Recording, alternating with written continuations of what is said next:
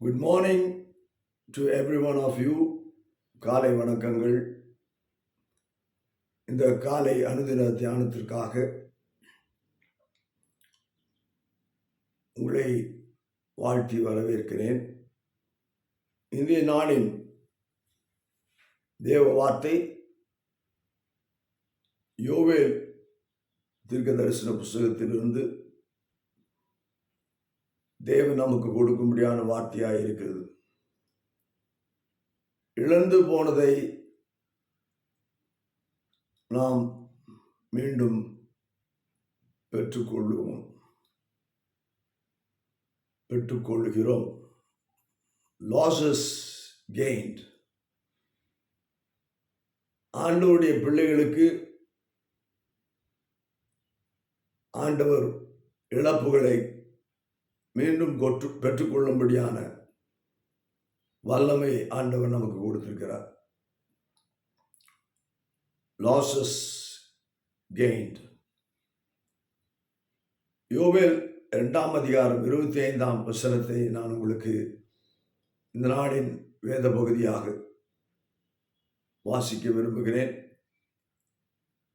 நான் உங்களிடத்தில் அனுப்பின ஒரு பெரிய சேனைகளாகிய வெட்டுக்கிளிகளும் பச்சை கிளிகளும் முசுக்கொட்டை பூச்சிகளும் பச்சை புழுக்களும் பட்சித்த வருஷங்களின் விளைவை உங்களுக்கு திரும்ப அளிப்பேன். ஆங்கிலத்திலே and I will restore to you the years that Lucas has eaten and cankerworm and the caterpillar and the palmer worm, my great army which I sent among you. ஆண்டவர் ஒரு பெரிய சேனையை வைத்திருக்கிறார். சகல படைப்புகளும் அவரால் உண்டாக்கப்பட்டிருக்கிறது. நம்முடைய வாழ்க்கையிலே நாம் புரிந்து கொள்ள வேண்டியவைகள் இவைகள் எதனால் அனுப்பப்படும் என்பதை நாம் புரிந்து கொண்டால் அதனுடைய அந்த சேனைகளின் சீற்றத்துக்கும் அந்த சேனைகளின் நஷ்டத்திற்கும் நாம் தப்புவிக்க முடியும். இதை நாம் புரிந்து கொள்ளும் போது இன்றைக்கு இழப்புகள் என்று சொல்லும்போது இவைகளெல்லாம் ஒரு சேனைகள் என்று சொல்லி மை கிரேட் ஆர்மி என்று சொல்லி ஆங்கிலத்திலே சொல்லப்படுகிறது. அங்கே அதை பற்றி பார்க்கும்போது தமிழிலே என் பெரிய சேனையாக்கிய என்று சொல்லப்பட்டிருக்கிறது. God has a great army when you are against him. தேவனுக்கு விரோதமாக ஆவி ஆத்மா சரீரத்திலே நாம் செயல்படும் போது ஆண்டவருக்கென்று அவர் சேனைகளை வைத்திருக்கிறார்.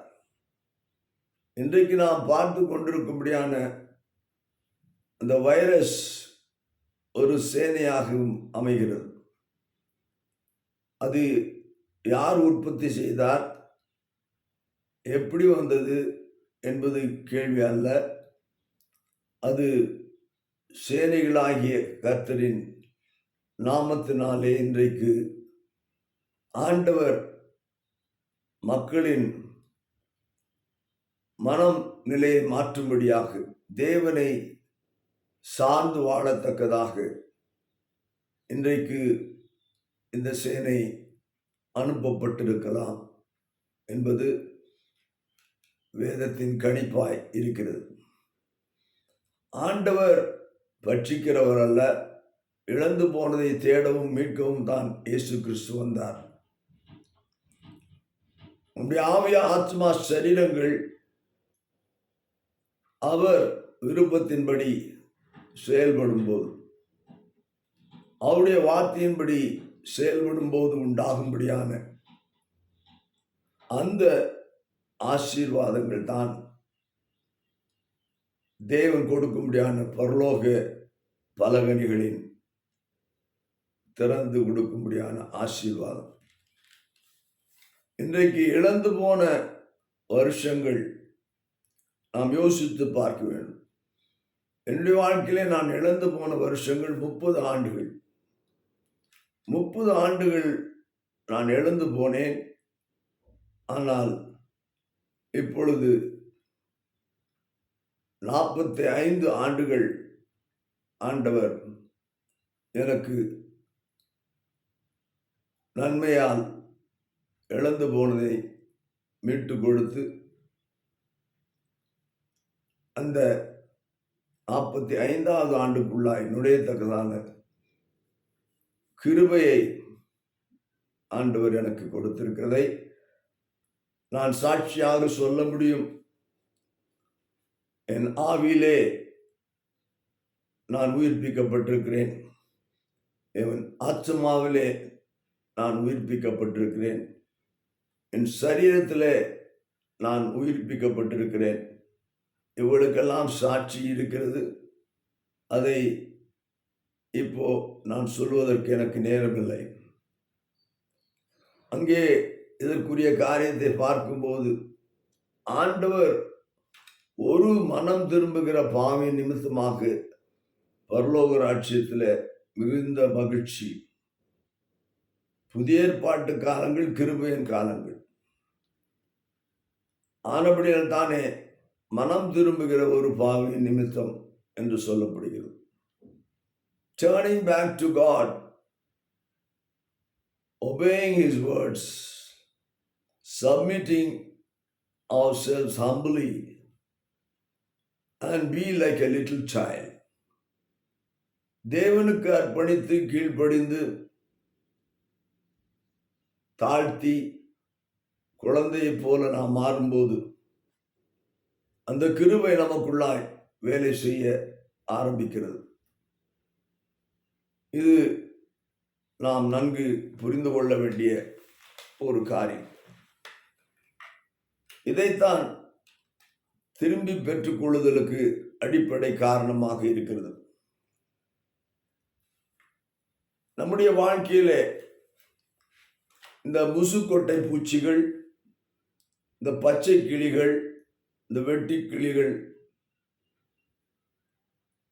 எல்லாம் என்ன என்று சொல்லி பார்க்கும்போது நாம் ஆராய்ந்து பார்க்க வேண்டும். ஏன் ஒன்றுமில்லாமைக்கு நான் போய்விடுகிறேன்? ஏனென்றால் என்னுடைய வாழ்க்கையிலே பின்மாற்றம், என் வாழ்க்கையிலே தேவனுக்கு விரோதமாக, தேவனுடைய வார்த்தைக்கு விரோதமாக செயல்பாடுகள், என்னுடைய வாழ்க்கையிலே தூஷணம், நான் ஒரு மதவாதியாய் மாத்திரம் இருந்து விட்டேன். ஜீவ மார்க்கம் என்னிடத்திலே இல்லை, அன்பு என்னிடத்திலே இல்லை, என்னுடைய வாழ்க்கையிலே தாழ்மை இல்லை, என்னுடைய வாழ்க்கையிலே முரட்டாட்டங்கள், இவைதான் இந்த முசுக்கொட்டை பூச்சிகள், என் வாழ்க்கையை அழித்த வெட்டுக்கிளிகள், என் வாழ்க்கையை அழித்து போட்ட பச்சை கிளிகள், ஆசீர்வாதங்கள் இழக்க செய்த அந்த 30 வருஷங்கள். ஆனால் தேவனுடைய மிகுந்த கிருபை, கல்வாரியின் அன்பு என்னை இன்றைக்கு அவரண்டை அழைத்தபடியினால் நான் அவருக்கு என்னை தாழ்த்தி, நான் என்னை ஒப்பு கொடுத்து மீண்டுமாக நான் அவரிடத்திலே வந்ததினாலே உண்டான ஆவிக்குரிய பலன், ஆத்மாவுக்குரிய வளர்ச்சி, சரீரத்துக்குரிய சுகம், இவைகளை நான் பெற்றுக்கொள்ள முடிந்தது. இதை ஒரு வைராக்கியத்தோடு நான் செயல்பட ஆரம்பித்ததினால் தான் என்னுடைய வாழ்க்கையிலே நான் அழுது இழந்து போன காரியங்கள் பார்த்தீங்கன்னா, இழந்து போன உடனே ஒரு லெமெண்டேஷன், ஒரு அழுகை. நான் யாரிடத்திலே போவேன்? நான் இவ்வளவெல்லாம் இழந்து போனேனே. மீண்டும் தகப்பன் வார்த்தைக்கு செவி கொடுக்க ஆரம்பித்தேன். அதனால் உண்டான காரியம் இன்றைக்கு மகிழ்ச்சி, வளர்ச்சி, சுகம், மீண்டுமாக எல்லாவற்றையும் அதிகமாக பெற்றுக்கொண்டேன். அது மட்டுமல்ல, என்னுடைய வாழ்க்கையிலே நான் மகிழ்ச்சியும் சமாதானமும் சந்தோஷமும் நிறைந்தவனாக இருக்கிறேன். இந்த வார்த்தையை நான் உங்களுக்கு இந்த நாளை தியானத்தை முடிப்பதற்கு முன்னதாக அதே யோவேலின் புஸ்தகம் 2ஆம் அதிகாரம் 2ஆம் வசனத்தை நாம் பார்க்கும்போது இப்படியாக பார்க்கிறோம். ஆண்டவருடைய வருகைக்கு சமீபமாக இருக்கும்படியான இந்த நாட்கள், 2ஆம் வசனம், அது இருளும் அந்தகாரமான நாள், அது மப்பும் மந்தாரமுமான நாள். விடியற்கால வெளுப்பு பர்வதங்களின் மேல் பரவுகிறது போல ஏராளமான பலத்த ஒரு ஜாதி தீவிரமாக வந்து பரவும். அப்படிப்பட்டது முன்னொரு காலத்திலும் உண்டானதும் இல்லை, இனி தலைமுறையாக வருஷங்களிலும் உண்டாவதும் இல்லை. இவளுக்கு முன்பாக அக்கினி பட்சிக்கும், இவளுக்கு பின்னாக ஜுவாலை எரிக்கும்.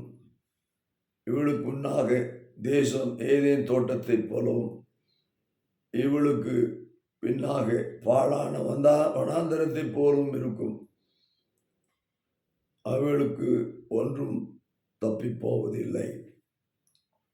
ஆங்கிலத்திலே a day of darkness and of gloominess, a day of clouds and of thick darkness, as the morning spread upon the mountains, a great people and strong, there hath not been ever the like, neither shall be any more after it, even to the years of generation. Third word says, a fire devoureth before them, and behind them flame burneth, and the land is a garden of Eden, before them and behind them a desolate wilderness, yea, and nothing shall escape them. கர்த்தருக்கு கீழ்ப்படியும் போது அங்கே ஒரு Eden தோட்டத்தை நாம் பார்க்கலாம். அது நமக்கு முன்பாகவும் நமக்கு பின்பாகவும் முன்னை போல அந்த இருளான நாட்கள் கிடையாது. அது வெற்றியின் நாட்கள். இன்றைக்கு கொடிய காலங்களுக்குள்ளாய், நியாயத்தீர்ப்பின் நாட்களுக்குள்ளாய் நாம் வந்திருக்கிற ஒவ்வொருவரும் நம்மை தாழ்த்தி குழந்தையை போல மாறி நம்மை அவருடைய சித்தத்தின் ஒப்பு கொடுக்கும்போது கர்த்தர் கொடுக்கும்படியான அந்த ஆசீர்வாதம் நாம் அனைவரும் பெற்றுக்கொள்ள, இழந்து போனதை பெற்றுக்கொள்ள, இன்னும் இழக்காதபடிக்கு கர்த்தர் நம்மை எடுத்து நிறுத்த நம்மை ஒப்பு கொடுப்போம். இந்த காலை வேளையா எப்படிப்பட்ட ஒரு வார்த்தை உங்களுக்கு தேவன் கொடுக்கிறார், பெற்றுக்கொள்ளுங்கள். கர்த்தர் உங்களை ஆசீர்வதிப்பாராக. இயேசுவின் நாமத்தில் வாழ்த்தி ஆசீர்வதிக்கிறேன். ஆமேன்.